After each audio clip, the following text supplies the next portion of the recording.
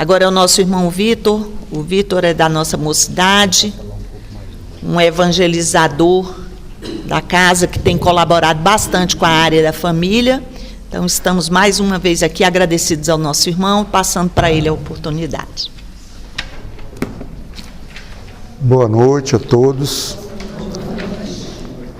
Agradecer a presença de todos e agradecer também a oportunidade, do convite e da casa, para a gente que é do Departamento de Família, Infância e Juventude, que é o DEFIG, da qual eu faço parte, que é um departamento muito importante aqui na casa, porque é onde a gente começa a trilhar os caminhos da doutrina quando criança, Lembrando que na sexta-feira passada, dia 14 de junho, fez 110 anos que a Federação Espírita Brasileira implementou a escola dominical cristã, que é a evangelização igual a gente conhece hoje, O início da evangelização foi em 1914. E depois, em 1939, já na presidência, o nosso irmão Guilhom Ribeiro, começou-se uma nova fase, com o livro do Clóvis Tavares, que tinha 3 volumes, e que o nome era Sementeira Cristã. Então, em 1939, foi lançado o primeiro volume, e daí começou os formatos de evangelização dos modelos que a gente tem hoje. Eu sei que aqui, quando a gente está aqui nesse local, a gente tem que ser sempre impessoal, mas eu vou pedir licença e citar aqui uma situação da minha família. Meu pai está aqui presente, já um senhor de 81 anos, e ele talvez é da primeira geração a ser evangelizado, já nesses moldes da evangelização de hoje. Ele é nascido em 1943, foi evangelizado na cidade de Campo Grande, no Mato Grosso do Sul. Também participou, depois jovem, veio para Brasília, participou da mocidade espírita, na Comunhão Espírita de Brasília, que funcionava na W3, em cima da Casa do Barata. A mocidade funcionava lá. E tenho certeza que a evangelização na vida dele foi muito importante.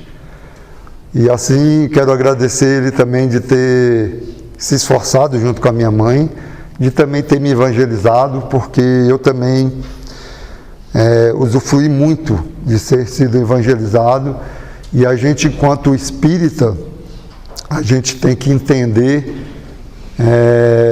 que a gente às vezes gasta muito tempo da nossa semana e da nossa vida educando os nossos filhos matemática, física, que são coisas importantes também, português, mas a gente às vezes negligencia no que a gente realmente que é o nosso alicerce espiritual. E toda vez que a gente vai fazer alguma reflexão sobre a família, a gente tem que fazer uma reflexão diferente de uma reflexão que a gente faz sem ser espírita. Porque o espiritismo é como se fosse esse óculos aqui, Ele é uma ferramenta para corrigir alguns defeitos estruturais que a gente tem moralmente. Corrigir o nosso olhar. Para corrigir a nós mesmos, aí depende de um trabalho muito mais complexo, de reforma íntima, de observação de si mesmo, de colocar em prática os preceitos da doutrina. Então, a gente às vezes negligencia muito, e a gente convoca. Nós vamos ter mais 2 sábados, Ana? Antes de entrar de recesso da nossa evangelização. Entramos em recesso em julho. Em agosto nós voltamos a ter as nossas atividades, que começa às 10h45 do sábado e vai até 12h30. Né? Que a gente dê mais atenção ao que nós realmente somos, né? A formação das nossas crianças, nossos jovens e adolescentes, no que realmente a gente vai precisar desse fundamento da doutrina para o nosso uso na nossa encarnação toda, né?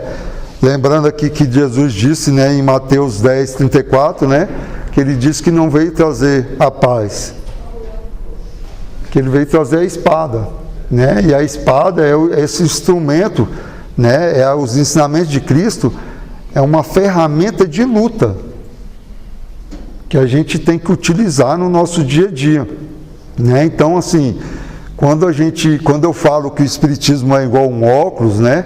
Porque a gente tem muita coisa em nós, no nosso olhar, que vem de uma estrutura nossa já de várias outras encarnações, que são nossas más inclinações, que a gente precisa lutar contra. Então o Espiritismo nos dá o quê? Um olhar mais claro, mais nítido, menos embaçado, né? Igual um óculos faz.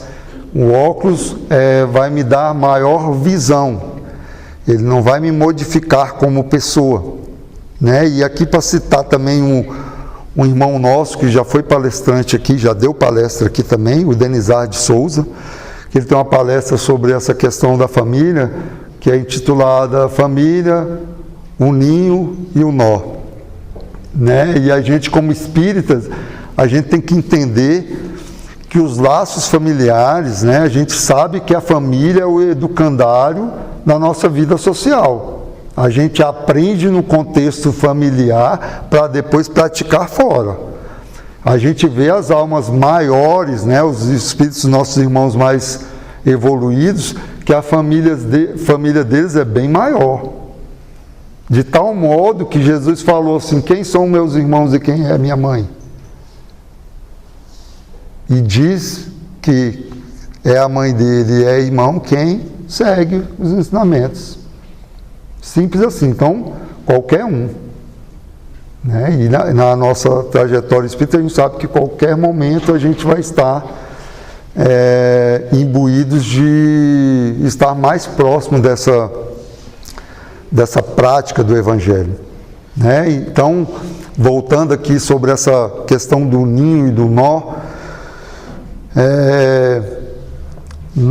a nossa família, a gente entender como que é difícil formar uma encarnação com todas as posições das pessoas, em cada, né, tem que nascer meu pai em tal ano, minha mãe, para nascer meus irmãos, eu nascer meus filhos. Então, quando eu acabei de citar que meu pai nasceu em 1943, ele encarnou em 1943, e esse plano foi feito quando? Ele nasceu, minha mãe nasceu, eu nasci em 74. E então, assim, é muito complexo toda essa movimentação espiritual para criar esse laço familiar, que não é para criar, né? Porque esses laços já vêm porque a gente tem uma situação entre nós já vinda de várias outras encarnações. Né? Vou até chamar Emmanuel aqui na conversa para dizer eu fico impressionado, às vezes a gente fala assim, vai dar uma palestra aqui, tem 30 minutos para falar sobre um tema muito amplo. E a gente pega a espiritualidade, pega uma frase, coloca muita coisa dentro de 2 linhas. Eu fico impressionado com a capacidade. E Emmanuel diz o seguinte: a família é o centro essencial dos nossos reflexos. Essa linguagem é uma linguagem muito complexa, né? Espiritualmente a gente observar, e dá para fazer um estudo todo sobre só essa frase aqui, que eu vou repetir. A família é o centro essencial dos nossos reflexos. Por quê? Por que a família é o centro essencial do nosso reflexo? E aqui nós estamos falando de um tema, família, passado, presente e futuro. Por quê? Os laços familiares estão no passado, estão no presente, estarão no futuro, porque a lei de causa e efeito, ela é uma lei divina que ela vai atuar independente de qualquer coisa. É igual pegar esse livro aqui e soltar aqui, ele cai, é uma lei divina. Então, os nossos laços familiares, o que a gente está agora envolvido enquanto família, é porque no passado, esses laços e essas contendas ou as afinidades, elas foram criadas em algum momento. Então, quando a gente fala desse nó, esse nó pode ter sido criado em Roma na época de Jesus. Os nós familiares que a gente sabe quais são vários, de vários aspectos, né? De tal forma que hoje eu sou filho, mas já fui pai, já fui esposo dos entes que estão no meu ciclo familiar. Lógico, com várias alternâncias, né? E inclusões de outros entes queridos, que a nossa família espiritual é muito maior do que a nossa família carnal. Inclusive aqui, né, nas nossas atividades no centro, a gente também tem vínculos afetivos com pessoas que a visão da humanidade não somos parentes, mas temos parentescos bem antigos, né? Então a gente tem que pegar toda essa complexidade de por que Emmanuel fala que a nossa família é o centro essencial do nosso reflexo. Por quê? A forma como eu relaciono com meu irmão, com a minha mãe, com meu pai, com meu filho, com a minha esposa, ela é um reflexo de mim mesmo. Porque eles estão junto a mim por conta ou da minha simpatia para com eles, ou por conta de um nó que eu posso estar apertando mais agora, ou eu posso estar desatando e fazendo um laço. Vai depender da minha conduta. As rédeas, a melhor parte, né, desse óculos que é o Espiritismo, é que as rédeas das nossas vidas está exatamente nas nossas mãos. Do que a gente fazer, qual a escolha que a gente tomar, né, usando o nosso livre-arbítrio, o nosso futuro está sendo criado agora. E eu vou pegar aqui tem um texto aqui, bem no começo da Gênesis,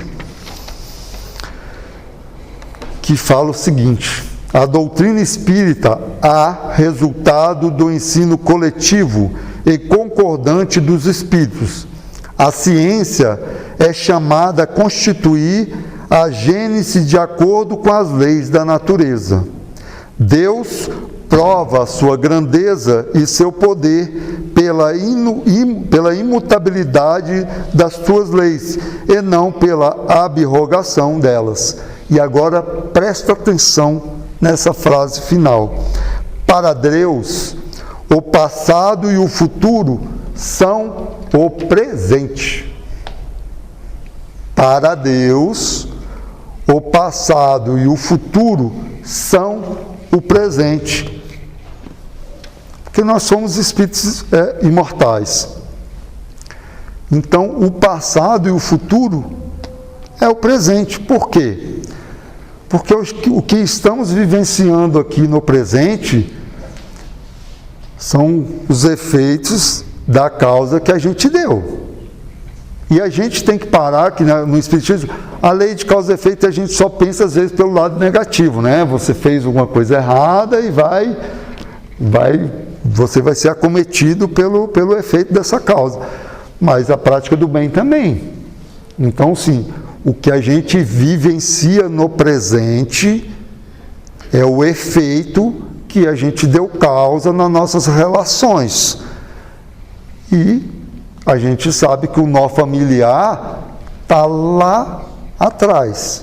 Ele começou a se dar por si lá atrás.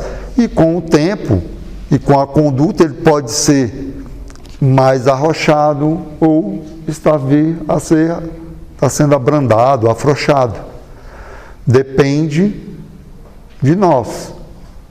Depende do outro também, porque o outro pode fazer coisas que me magoam e essas coisas. A gente sabe que um nó tem duas pontas, né? Se eu afrouxar uma ponta, o que acontece? O nó afrouxa. Então não depende do outro. A gente sabe que o outro tem uma grande influência nas nossas reações, porque nós somos imperfeitos. A gente vê as grandes almas agindo de forma totalmente diferente.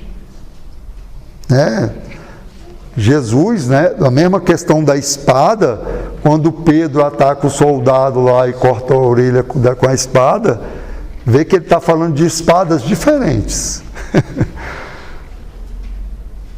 Jesus fala com a gente igual a gente fala com as crianças, contando historinhas lúdicas, de tão infantil que nós somos. Então ele fala, com quem fere com a espada perecerá. É a lei de causa e efeito, não faça isso, meu irmão. Então, quando Jesus fala que trouxe a espada e não trouxe a paz, ele deu uma ferramenta de combate, porque na época era uma coisa que, falando de forma lúdica, era de fácil entendimento.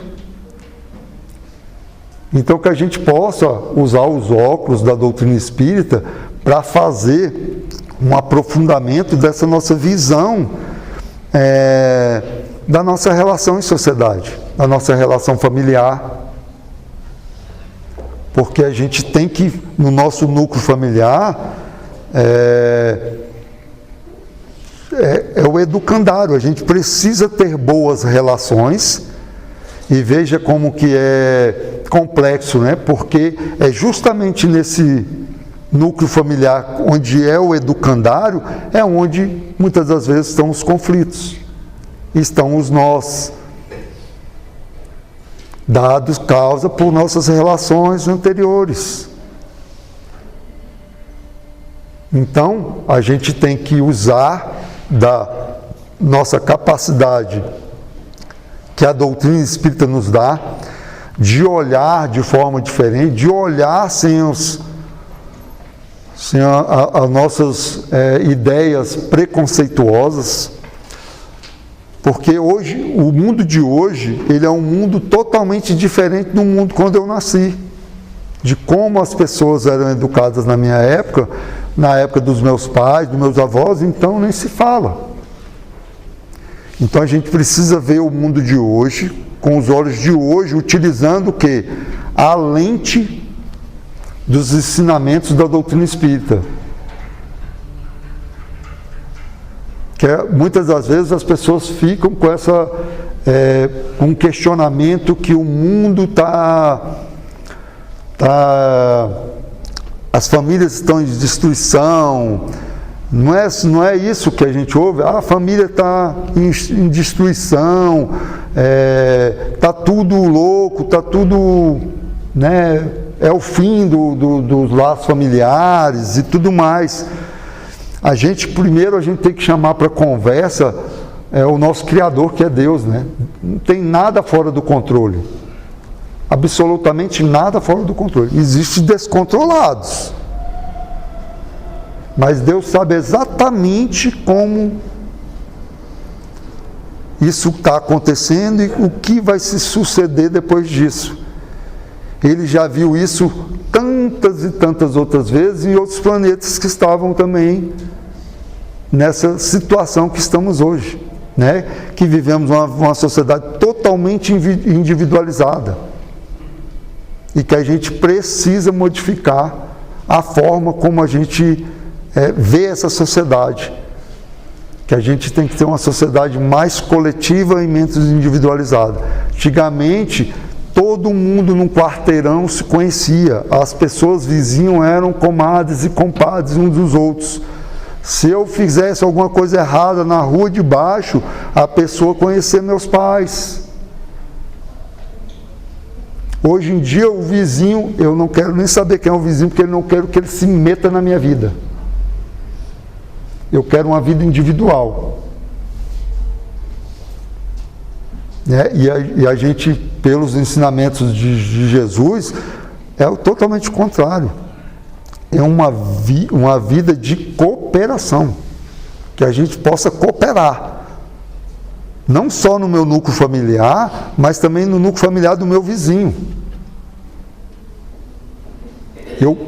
Eu me importar com o que o meu vizinho, o filho do meu vizinho está fazendo, poder ser uma pessoa que o filho do meu vizinho ouça, porque ele me considera. Então a gente tem que utilizar os óculos que a gente tem nas nossas mãos, que nós somos os trabalhadores de última hora, né, nós espíritas, e a missão dos espíritas é grandiosa, e que a gente possa, no nosso núcleo familiar, formar seres capazes de, no ambiente social, ser impactantes por conta da conduta deles. De ser pessoas o quê? Diferentes na conduta. Por ser espírita?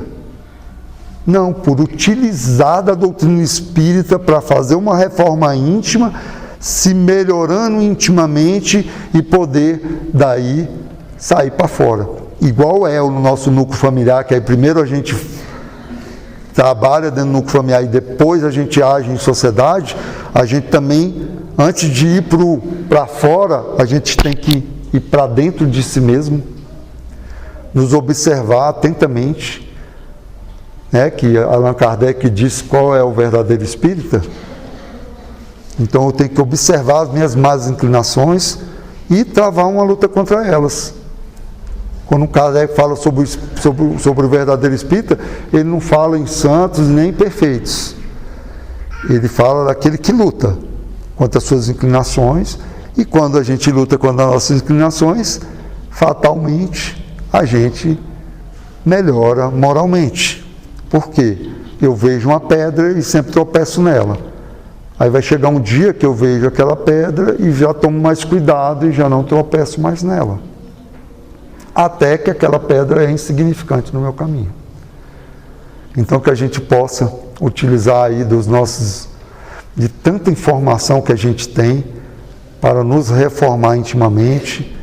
Com isso, com a reforma íntima, a gente conseguir, dentro dos nossos lares, ser um fator de melhora nas relações e no desate desse nó, para que a gente forme um ninho de amor, de afeto, porque dizem que quando o homem conseguiu controlar o fogo, foi uma revolução na humanidade. E aí é o que estão dizendo, é o seguinte: o dia que a gente conseguir controlar o amor, vai ser uma revolução muito maior, que é o que Jesus pediu para nós, né?